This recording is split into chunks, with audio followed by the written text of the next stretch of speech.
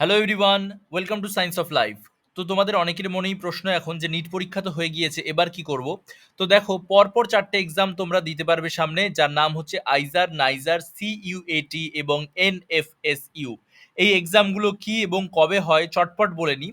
দেখো, আমাদের যে আইজার এক্সাম সেটা 25 মে সামনেই হতে চলেছে।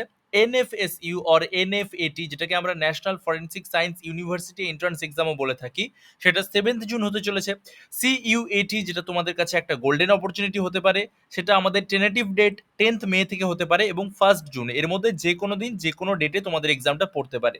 আর নাইজার এক্সাম রয়েছে কবে? 22nd June 2025। এই এক্সামগুলো সম্বন্ধে ডিটেলস ভিডিও আমি এই চ্যানেলে আলাদা আলাদাভাবে করে রেখেছি। তোমরা প্রত্যেকটি টপিকের ভিডিও পেয়ে যাবে এখানে, যেরকম আইজার, এনএফএসইউ, সিইউইটি, প্রত্যেকটা ডিটেল ভিডিও বানানো আছে। তো তোমরা চ্যানেলে গিয়ে প্লেলিস্টে অবশ্যই পেয়ে যাবে এগুলো। Thank you everyone.